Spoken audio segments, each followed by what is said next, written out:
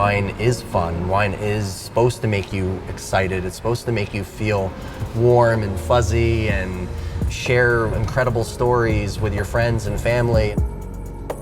The romanticism of wine making wears off very quickly when your hands are all cracked up and your feet are all aching and you're mentally and physically exhausted. But at the end of it all, you realize that it's just a miracle that this stuff gets in the bottle. So Wine Whoopee is a celebration of this beverage.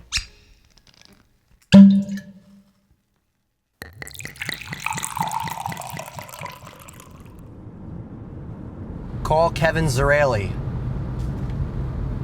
Calling Kevin Zraly.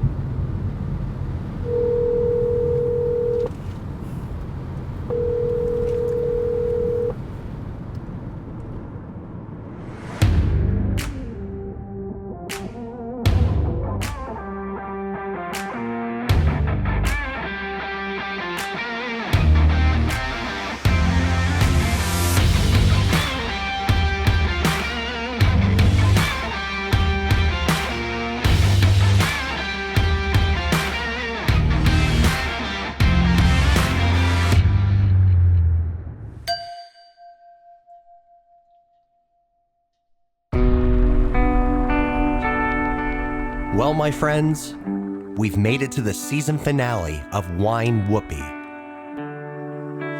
Sit back, relax, and enjoy these gorgeous views of our beloved Hudson Valley region as we meet our episode's featured producer. Today I'm at Millbrook Winery, a place so revered because of its influence on the region and for its expertise in growing vinifera varietals. Let's try some Pinot Noir.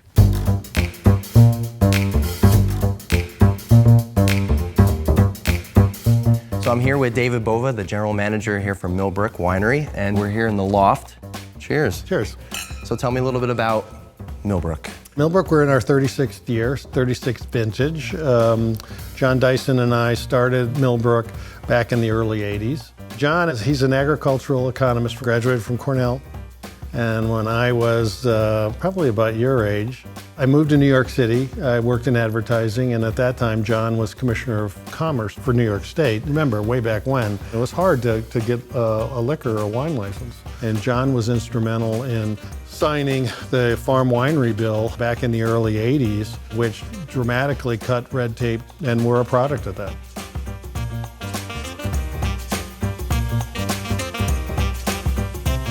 John's famous for starting the I Love New York campaign when he was Commissioner of Commerce. Through his tours of all of New York State, he met Dr. Konstantin Frank, who was a Russian immigrant who moved to the Finger Lakes and was growing vinifera grapes, French varieties, Chardonnay, Pinot Noir, Cabernet Franc, Merlot. And Dr. Frank convinced John to plant vinifera in the Hudson Valley because at that time, this is now 1980, no one was doing it. John Dyson and I made a couple of vintages in his garage, realized we weren't winemakers, and we hired John Graziano, who is a Cornell grad. John is our current winemaker, and John has been our only winemaker. Last year, we saw close to 20,000 people come through the winery, so we've become quite a tourist destination. So how'd you get started here, John? Well, I had worked in a startup winery over in New Paltz and met John Dyson at a couple tastings during that time, and then heard he was looking for someone to develop the vineyards here, and came to work for him. We sorted through the different varieties over the first several years that we were here and kind of have settled on Chardonnay, Pinot Noir, Tokai Friulano, which is kind of a wild card that we found, Cabernet Franc, Riesling, Gruner Veltliner, Gamay Noir does well. So what vineyard are we in here? This is our Castle Hill Riesling. You can see the clusters here. They'll probably start to flower in a couple Probably weeks. in another week or so. Yeah, week or week and a half, yeah. When you look at a grapevine, are you looking for like what you just did there? Is that like leaf thinning? The past couple weeks, we've knocked off some tertiary shoots. So we try to thin a few of those out. It opens the canopy up a little bit better and lets the remaining fruit set better and ripen better.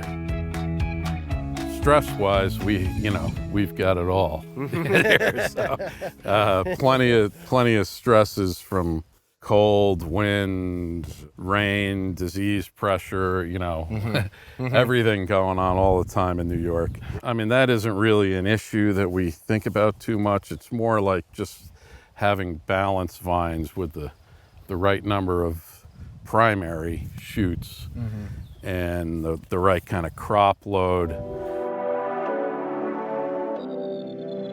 New York City, a town built of concrete, steel, and the American dream. Like Sinatra said, if you can make it here, you can make it anywhere. For 86 years, Sherry Lehman has been getting their customers inebriated on the finest wines and spirits hard work can buy. This post-prohibition establishment has catered to the likes of Chateau Latour, Domaine de la Romanée-Conti, and Dom Perignon. The physical energy of these bottles and the juice inside them are enough to make anyone's palate burst with envy.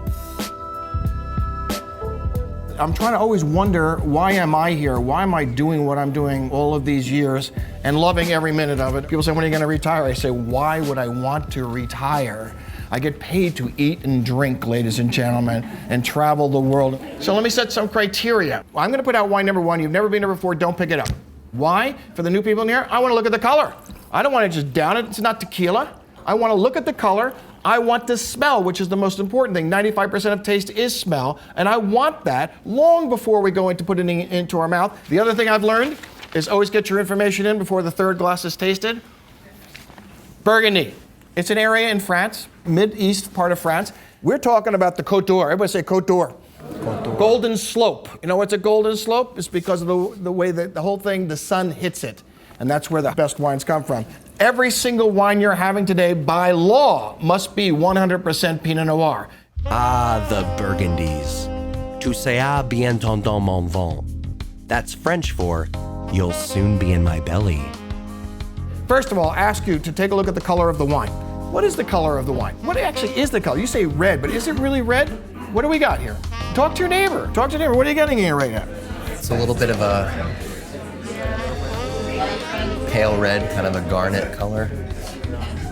That's good shit. I haven't even tasted it yet. Smell it once. Don't drink it. Smell it a second time. If you've never been with me before, you'll hear some of my students doing it right now. Put your hand on the top. Put your hand on the top. This will change your life. This is called aromatherapy, ladies and gentlemen. It's not just about the wine. Ready? 1, 2, 3, open it up.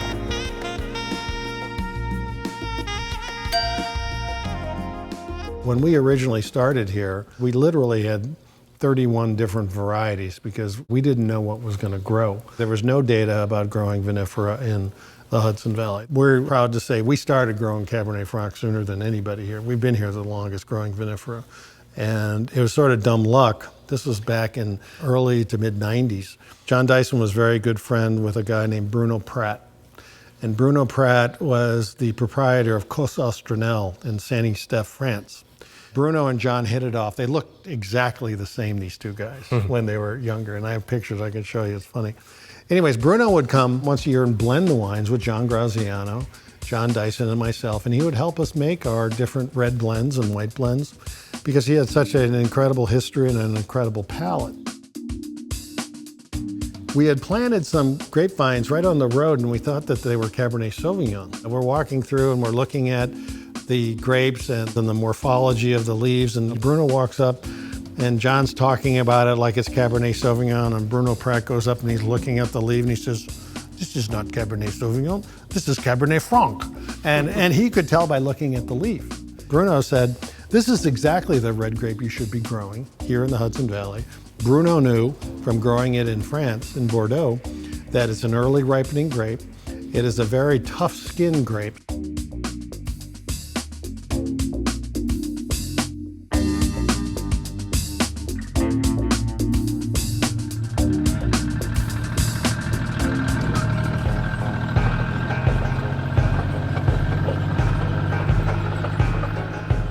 The experience of having a camera crew follow me around all season has been interesting. As someone who loves being the center of attention, I'm now all of a sudden questioning my every move and having conversations about myself to myself. So, thank you for taking this journey with me. Anyways, let's get back into the vineyard. It's funny, when I walk through a vineyard, it has this distinct smell to it. I just can't put my finger on it, what it is. Like, I can smell it now, like it's like, when I smell, I'm like, it smells like a vineyard. Yeah, it changes too, you know, if it's been wet or when the clusters start to flower. So they do give off like a nice little scent, perfumey kind of scent. What is your winemaking philosophy and your style that you make Millbrook's wines in? Our idea has always been to try to make balanced wines that will complement food. I mean, there are some years where we get like really great ripeness and higher sugars where we could make a bigger, but we try to just keep the balance in the wines, and that's our goal. This wine is a blend of our fruit, Long Island, and also the Finger Lakes. So this truly is a New York State wine. So this wine is 50% barrel fermented and 50% stainless. Lighter in style. And right away on the nose, a slight nuttiness, which is indicative of wood. The Hudson Valley, out of any of the regions in New York State, has the most checkered past of wine quality. There was a lot of sweet wine made in the Hudson Valley. There's a lot of wines that weren't so good in the Hudson Valley. I'm talking about years ago. I think the wine quality has jumped tremendously over the past 10 years. You know, at one time we were sort of the only vinifera winery here. Now we're not. There's a lot of great wineries, a lot of great winemakers. Around here, vintages changed, and in the tough vintages, making a great wine, you know, that's hard. So this now is the next wine. This is 100% barrel fermented. This is all estate fruit. This is our reserve Chardonnay. And in my opinion, this is what I drink at home at night. This is your go-to. This is my go-to wine. Now I get more butterscotch. Right. This is fully barrel fermented. The lees are stirred in the barrel to give it that creaminess, to give it that nuttiness. The fruit is really high-toned. That's again where John Graziano excels. Still a lot of fruit. It's, you know, it's not like chewing on an oak stick. No. Not at all. And it's really well-made wine. So this is a blend of our fruit, Finger Lakes, and also Long Island. There's not a lot of Pinot grown in New York State. Pinot's the hardest grape to grow, and it's the hardest to vinify. But this is definitely a cool climate Pinot. I could see a little bit of it through. 16 was a warmer vintage, so probably the color extraction on there was a little bit better. Yep, exactly. And I think that, you know, it's cool climate. So, you know, you're not going to make a blockbuster, huge Pinot Noir out of it. And we don't try. Now we're going to try our proprietor special reserve. This is the signature grape variety of the Hudson Valley. So this is 100% estate bottled fruit, Cabernet Franc, and a little bit of Merlot. Best selection of fruit, a little bit different barrel regime, a little bit longer. Wow, this is like, oh wow. On the nose, I get this like. Don't use bell pepper. No. It's tomato basil, which is really You're nice. right, actually.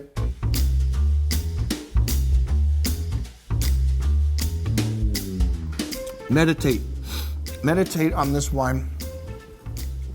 See if you can isolate that cherry or that raspberry or the strawberry possibly. You're at 30 seconds going to 45. Of the acid that's over here on the side, the tannins are a tactile sensation down the middle of your tongue. By the way, you don't taste tannin, you feel it. Fruit and tannin have to balance each other out. And that's when the wine is ready for you to drink, when the fruits, the tannins, and the acids are all in harmony to your individual taste. Nobody can dictate taste. I never, ever rate a wine in the first 15 seconds. I always wait until the final 15 seconds, right now, 45 to 60 seconds. I want to see what came about, because the acidity is going to attack you right at the very beginning. You probably got, a lot of you just got acid right away. Then the tannin starts coming out 30 seconds later. So I want to get it when everything is balanced, like right now. Ladies and gentlemen, how many people don't care about me anymore? How many people just think, Kevin's the friendly bartender tonight? Line them up. This is the largest vineyard in Burgundy, 125 acres. That is nothing, ladies and gentlemen, worldwide. These are small, these are two brothers, small little guys making this wine. I can't think of anything better. It's all fruit coming at me. It's all clean, delicate fruit. The Burgundies, my gosh. These are wines I don't get to experience often because, well, I can't afford them. I'm just so grateful for the opportunity to participate in one of Kevin's classes. They are no joke, my friends. He's been teaching wine for 50 freaking years. Now on to my conversation with Millbrook Winery's founder, John Dyson. Everything here begins with the winter. If we get a very cold winter, we get a lot of bud kill, and that then leaves us with not much in the way of fruit. 2020 is going to be a great vintage for New York because we had a very mild winter, we had the beautiful flowering season, we had a complete set, we had a beautiful summer, and every once in a while, David and I would say, geez, we need a little rain, and the next day or two, we'd have an inch of rain. Why should people come to the Hudson Valley? There's a biological reason and a practical one.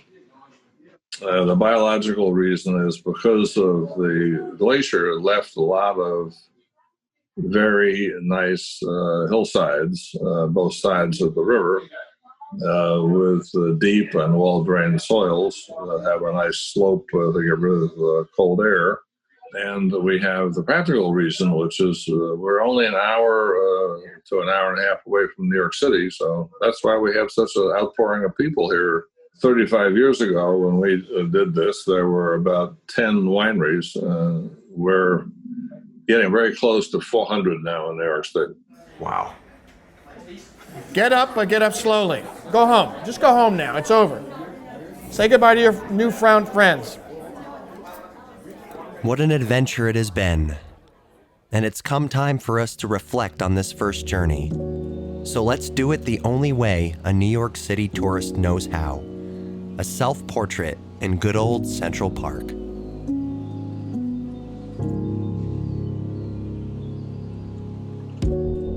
The Hudson Valley, it's been my home for 28 years of my life.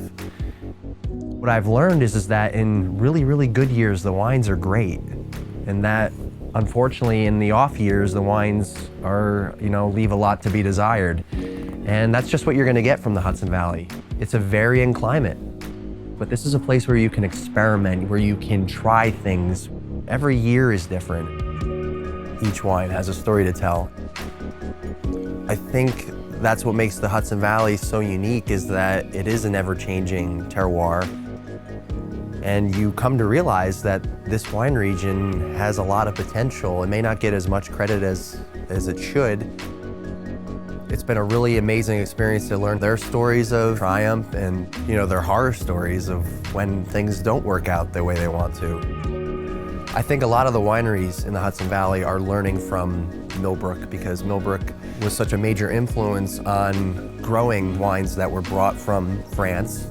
Varieties like Pinot Noir, Chardonnay, Riesling, Cab Franc. What they realize, and what the rest of the Hudson Valley realizes, is that Cab Franc is king in this area. It just speaks to the terroir. It's been fun.